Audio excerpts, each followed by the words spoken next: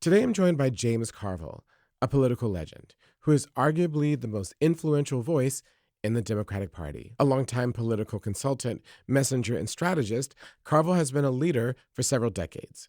He rose to prominence after playing a decisive role in getting Bill Clinton elected to the presidency in 1992. James's effort in that campaign was immortalized in The War Room, an award-winning documentary. He went on to help elect other presidents, prime ministers, and senators in the U.S. and around the world. James is known as the Ragin' Cajun for his spirited debating style and Louisiana roots. Not surprisingly, he has a straightforward, no BS commentary style that has landed him on numerous outlets such as CNN and MSNBC. He's written or co-authored a dozen books and taught political science at Louisiana State University and Tulane. And if that wasn't enough, he co-hosts the Politics War Room alongside veteran journalist Al Hunt. We're here to talk about his most recent New York Times op-ed, Out with Woke, In with Rage, and the debate raging inside the Democratic Party right now over identity politics. James, thank you so much for joining us. Good morning. I don't know what to call you, Professor Carville, James, Mr. Carville. Okay, James. So I wanted to talk to you because, as you know, there is a debate raging in the Democratic Party over so-called woke politics fueled by identity politics. And you most recently wrote an article for the New York Times, an op-ed entitled Out with Woke, In with Rage, kind of encapsulating this argument. And as you know, this has been a big topic in the party since the loss of the presidential race.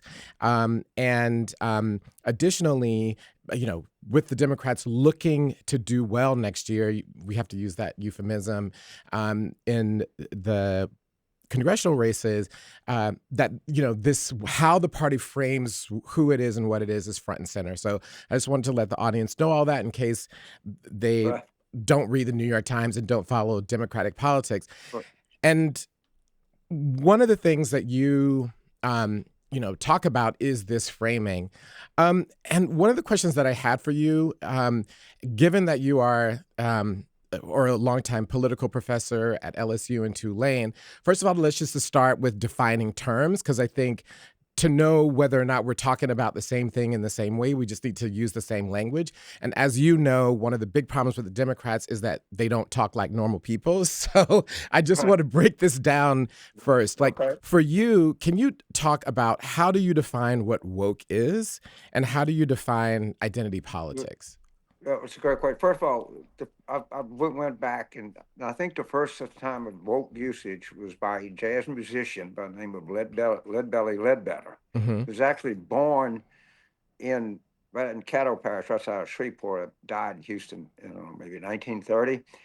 And it was that black people should be woke in their interactions with the police, which would seem to me to be a pretty good idea if you were a black person in 1927 in Texas or Louisiana, that you should be very cognizant of your surroundings. Then the word became, I think, like overly educated white people got a hold of the word, and it became a whole expansive definition of, if you want to call it identity politics, but we decided that all of a sudden we were going to change dictionaries. And we forgot dictionaries don't change things, laws change people. Campaigns change people, that kind of stuff changes. And the idea is if we would just end everything, if we just changed the way that we talked, and it didn't work. It was just, it never was going to work. And so, mistake made, let's move on.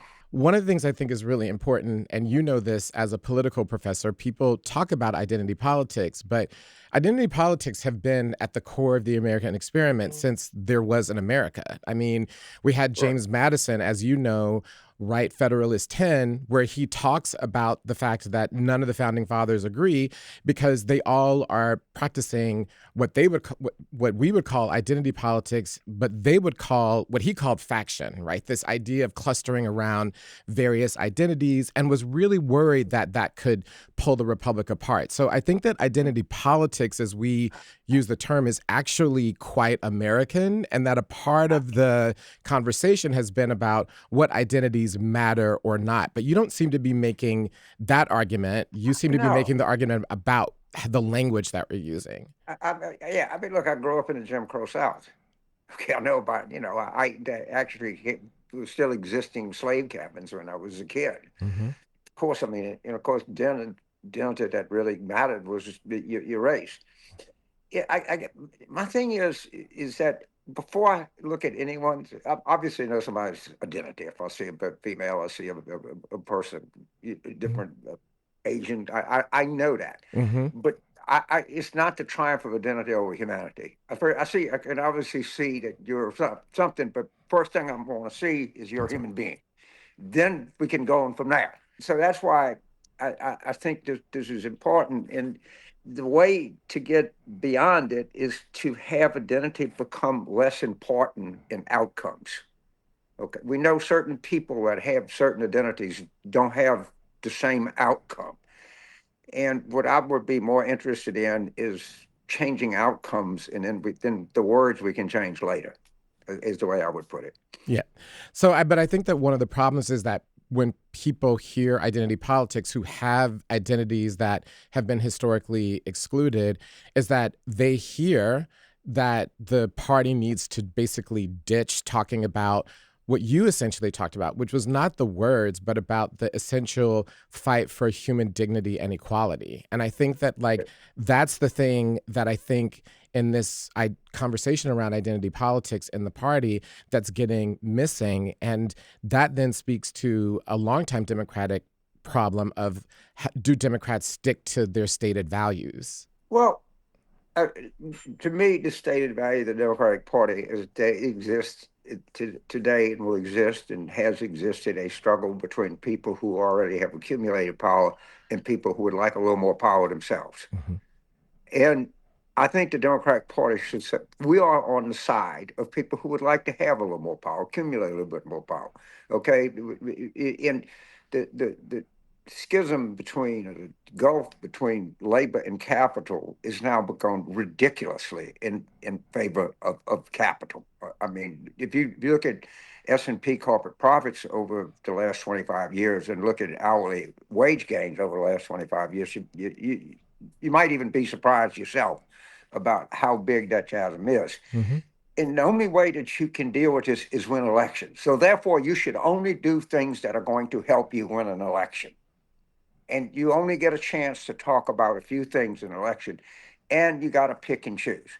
But that would be my overall philosophy, put succinctly. One of the things that happened, as you know, one of the kickoffs to this conversation is the blaming of what the argument goes that the Democratic Party, for example, created for itself an opening by talking too much about pronouns, by talking too much about trans rights, for example, which then gave the Republicans an opening for kind of the landing blow that they put upon the party in October with the release of those they them ads, right?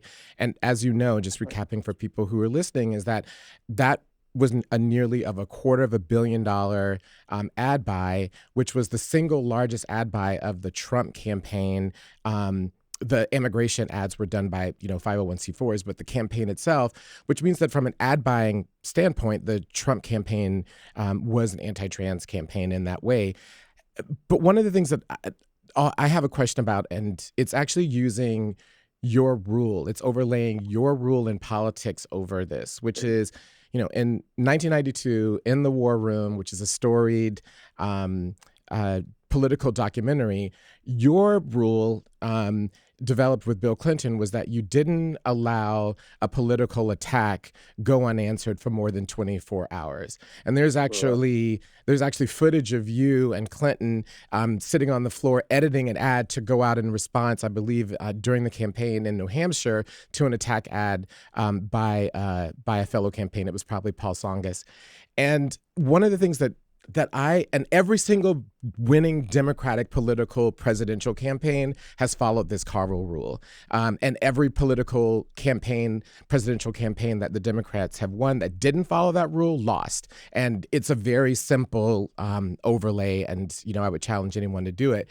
But the the Harris campaign let $250 million of ads go unanswered for 30 days. They had absolutely nothing to say about it. They didn't say this isn't true. They didn't say she's standing up for all Americans. Like, they didn't say anything. Their political stance was, and I asked them about this, like, we don't say anything because this ad isn't working. And so is it possible that it's not necessarily that it was, quote, woke politics? It was the fact that Democrats didn't follow the rule that you developed, which was that you don't leave an amount of ads go unanswered for 30 days and think that you're not going to signal a weakness. Look, well, I think what Harris people knew is they had an issue because they had embraced gender affirming surgery for prisoners, and they did. That was actually a fact. And in the way that I would answer this is that what are they worried about? People of every walk of life, of lacking opportunity. Young people can't even see a chance to buy a house and get an education. We have all they're trying to attack us for something but in Harris's case, the attack had some legitimacy, and I think that's why they were scared to answer it, because they would get in a back and forth over this. And if they thought, after the election, people said, well, the Democrats didn't mention it, but the other side mentioned it, as you very articulately pointed out. They spent $250 million on it. All right. And so the idea is people will come to me and say, well, James, what are you talking about? No one runs on that anymore. No, someone runs on it. The Republicans do. I know you don't run on it anymore, but That's they right. do. And I think the best way, it might not be the most satisfying way to some people, is to say, you worry about the 400-meter race in the high school track meet. I'm worried about getting wages up. Okay, I'm worried about keeping people protected from health care. I mean, I think it's an argument that we should deflect. And Hmm. then you Hmm. elect tolerant people who believe in pluralism, who believe in these things, and then you continue to make your case. Look, all great movements of women's rights in Seneca Falls. You had the gay rights movement that started, and we forget how things changed. They did a very, very good job of arguing basic kind of fairness, if you will, and it was really a very extremely successful movement. So I'll tell a story about rebel, just like Andrew Young and Martin Luther King. Andrew Young told a story himself. We're flying back from Oslo. They won a Nobel Prize. And King told Andy to go tell the pilot to stop at Dulles. We're going to go see President Johnson. So they go, and of course Johnson keeps them waiting 6 hours because that's kind of who Johnson was. So they go in, and King says, "Mr. President, we're so grateful for the Civil Rights Bill, but we got to have a voting rights bill. We can't, Civil Rights." And Johnson said, "Martin, I don't have any power."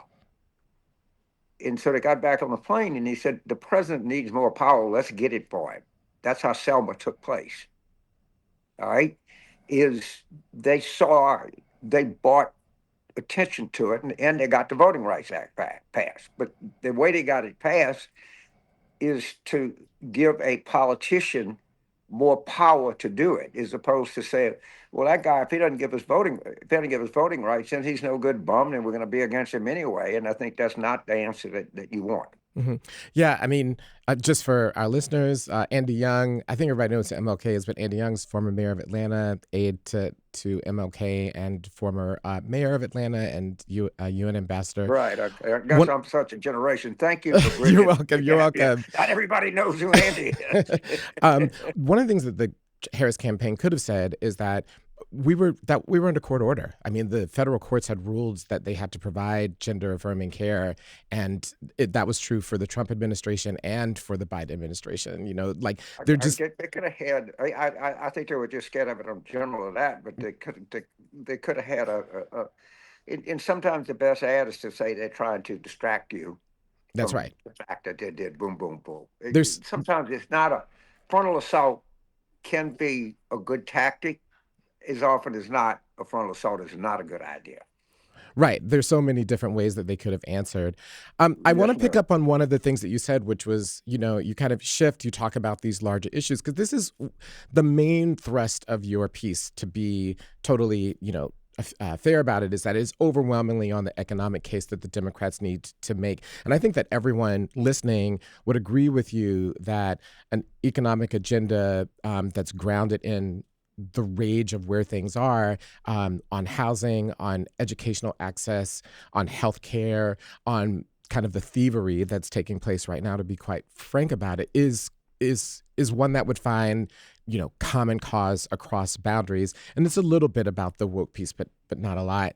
But one of the things that you kind of just touched upon in your answer was the people that get elected with economics. And what I found interesting is that when you talk about people that you name, um, you know, Mandami, who won in New York, Spanberger, who won in Virginia, and Mickey Sherrill, who won in New Jersey, they all had a similar approach on these issues, which is that they didn't run away from so-called identity politics. What they said was, whenever they got attacked, essentially they said, we're not going to, one, be divided. Secondly, we're not going to throw the most vulnerable under the bus.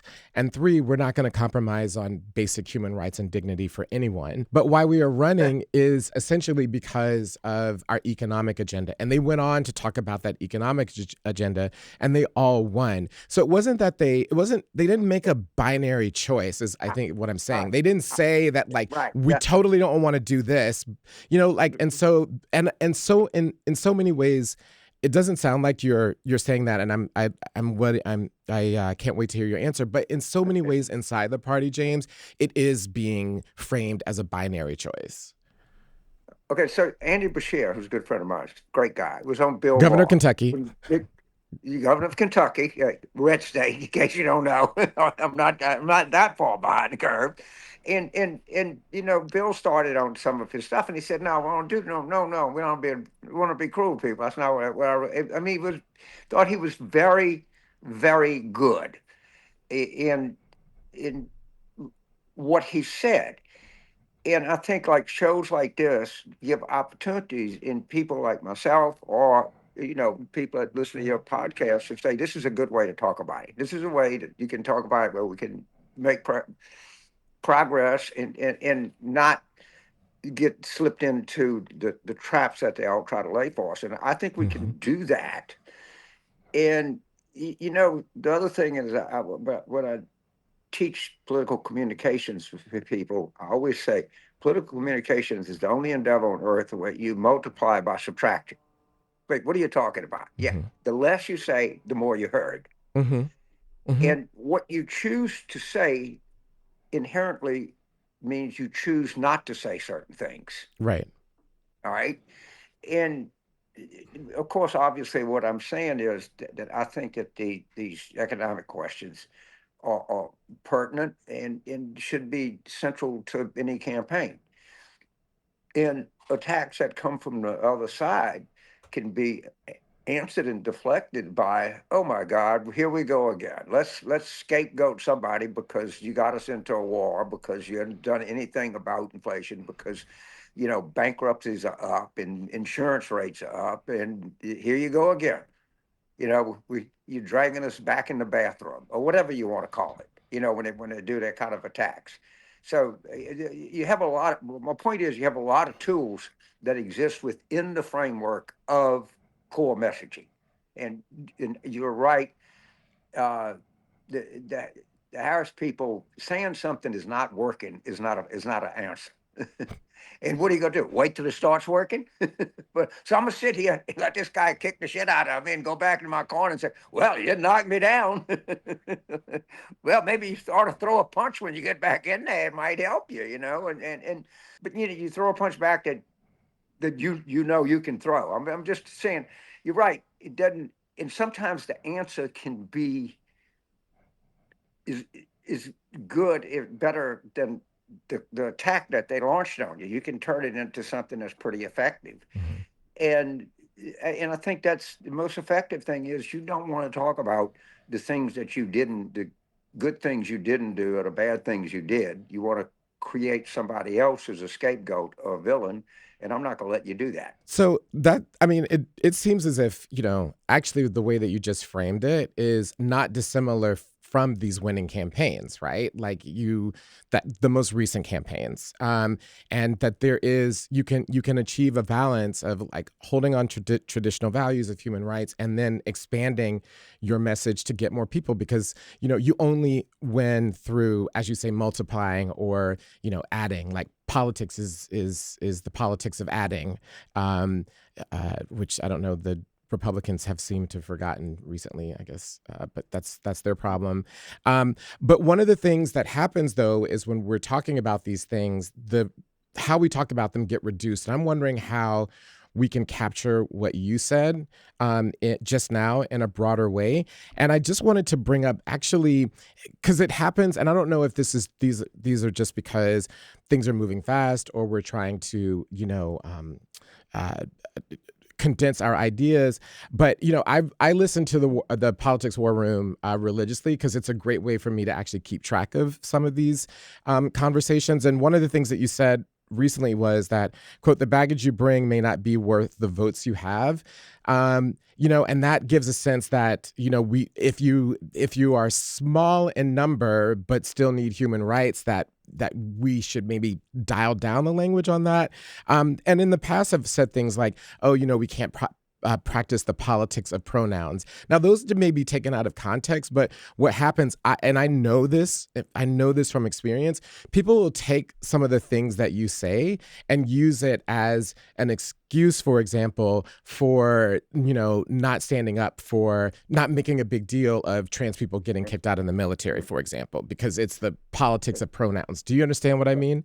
I understand what you're saying, but I also think there is such a thing as that. I think if I were running, I would advise a candidate to say, look, you, every American has a right and an expectation that they're going to be treated fairly. Every American has a right and an expectation that they're not going to be harassed. Okay, that's not asking for too much, people. And if we're going to embrace humanity as we should, Mm-hmm. then we can't have discrimination against anybody for any reason in the job market. We can't have discrimination against anybody for any reason other than physical limitations in the armed forces. All right, that's not what we're going to do. And if you want me to stand here as a candidate and say I'm willing to discriminate, all right, you take the high road. Mm-hmm. And you come to me and if I'm not, I don't believe there should be any discrimination in the job market in the military. I think every person should have the same opportunities. We've been through this a lot of times. My thought is that the way to do better in this argument, if not, is take the larger group. It's just what Andy did on Bill Ball. Basically, I think there's a place for a more aggressive stand on your issues that could actually be politically advantageous on the larger sense. That's my message to you, and that your community should work with when you see these campaigns coming up, and say these are things that you can do that we think would show your concern for our aspirations, and at the same time be politically advantageous to you. And that's all politicians are looking for. Okay. Get involved is a great way for us to end. Thank you so much for actually taking the time to have this And conversation. I would love to do your when we get closer to election. I'd love to do your podcast again. I think you're an important community, and I'm very pleased that you gave me the opportunity to speak to it.